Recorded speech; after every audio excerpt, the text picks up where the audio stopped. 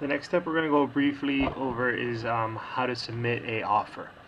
Okay, what we need to do to submit an offer is, once I receive the property information sheet that you guys have provided, the one that we've been making with the property checklist, etc., what we'll need to do is put everything together as one package. So that package that we've been creating for the properties, this is what it should look like. Okay, it should be page 1, which is the checklist of all the items that you did,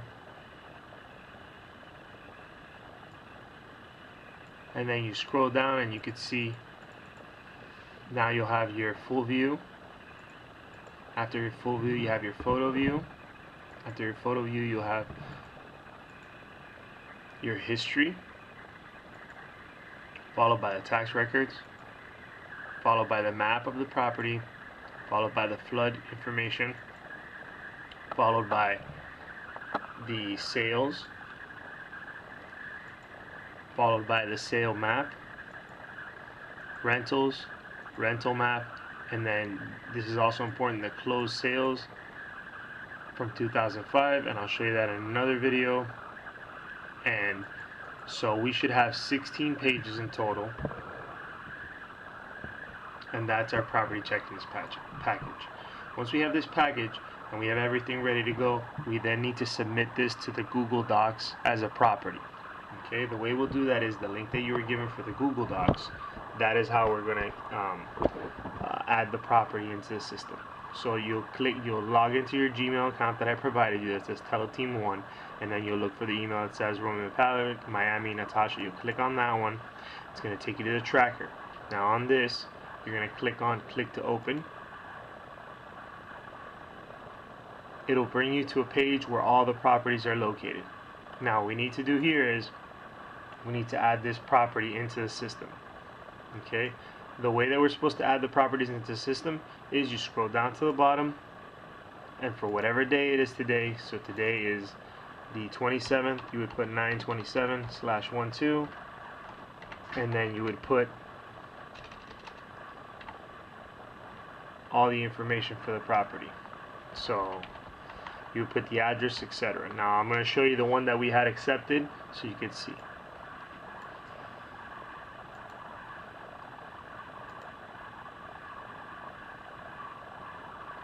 Okay, this is the property address that we were looking at, 18916. Okay, what we did was we put the date. Okay, we put the date, we put Natasha, put the address, put the city, county, then we put the MLS number. Then after the MLS number, we put the REO. After REO, we put the list price, and then we put an offer amount that we make. And then here, after we put the offer amount, we type in the date, we put submitted, and then if it gets accepted, we write when it's accepted. Okay? So once again, when we get a new property, you'll have to, when you're making an offer, you would put it down here as the new date. You would write in the date that we sent it. You put in Natasha. You put in the address of the property, the city of the property, county, MLS number. You click here what type of sale it is. If it is a short sale, you'd put short sale. If it's an REO, you put REO. If it's a regular sale, traditional sale, and then so forth. And then the next thing you do is you put the list price, whatever they have on the MLS, and then you would write the offer that we made. So for this property, we was Ramona Street. We put it at 117 was what they had it at. We offered $100,000, and then you put submitted. Okay. Now the next step that we need to do is, once we get an offer accepted, we need to add the escrow information into the property. Now the way we're going to do this is we're going to have a sheet that I'm going to provide you that's going to have an information sheet, and this is how we're going to log what properties we're getting accepted, etc. Okay, so this is going to be our log to how many properties we're getting accepted. So for this property, it's 18916, 18915. I highlighted it here. What we'll need to do with this property is we'll need to put all the information that we have on our property checklist. So we put the address, city, county, state, zip code, year built, we put the square footage of the property, bedroom, bathrooms, then we're going to put the offer price.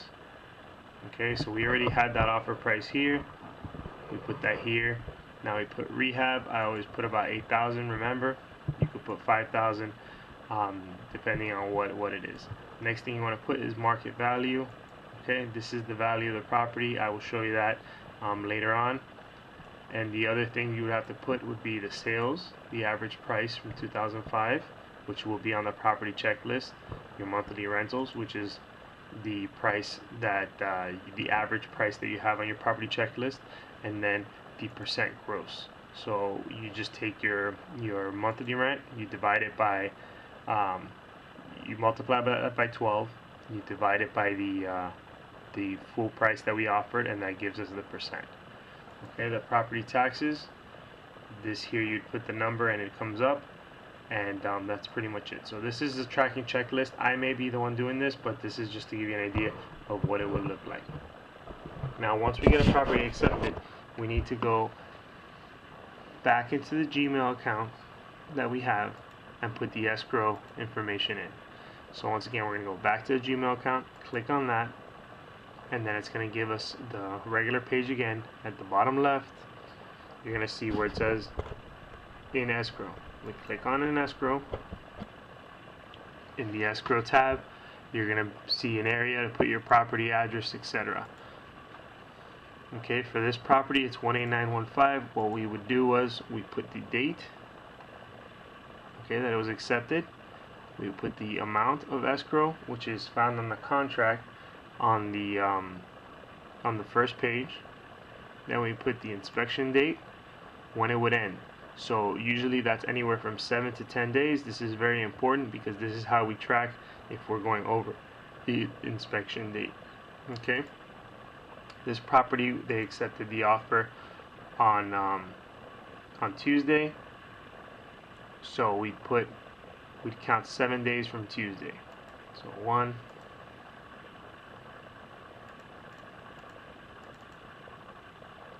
1, 2, 3, 4, 5, 6, 7.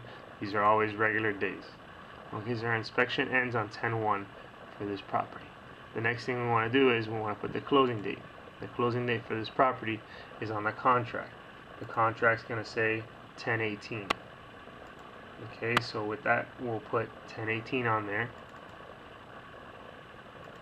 as the closing date. The next thing we want to do is we want to put purchase price. Okay, we offer $200,000. That's the price that we're making. Rehab, we put an estimated amount of what it would cost to fix the property. Okay, and then we add the street address. So for the escrow tab, this is all the items that we need to put. This side here, which is red, that's not touched by us. That is done by them. That is for them to order the escrow deposit.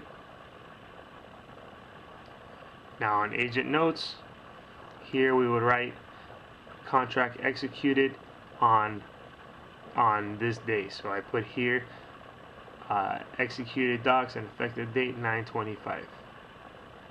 Okay, the next thing that we do is, this is analyst notes, so that's not for us. We'd go to the listing agent's name. This is all the things in the MLS. We put the listing agent's name and number. Then we put how to get into the property on the sheet. So this is electronic. This is an electronic lockbox. That's what we'd write. If they gave us a code, we'd put the code. The next thing we do is we have to find the cross streets. The way to do that is you go to Google, and then on Google you're just going to search for the property, and whatever streets cross it, you'll put that on there. Okay, so if it goes if it's on 189th and then there's a street going across it that's 10th, that's how it'll be. Next thing you'll put is the city, county, state, zip code, year built, square footage, the lot, bedrooms, bathrooms, how many car garage it has. That'll be a drop down box, so you can do that from the photos or the MLS. You'll see that it has a 2-car garage on it. This one does not have a pool, so you put that also. It's not occupied. You can ask me if anything, but most of these properties will be vacant, so you put no. The floor, you would put the type of floors that it has. You can either ask me, or you will see it from the photos or from the MLS. It'll say tile or carpet. The roof, a condition, you would click that and you would put the condition that it's in. If it's damaged, you put poor. If it's good, you put good. If it's excellent, it has absolutely no issues, you put excellent. So good is if it has some issues, poor if it needs to be replaced.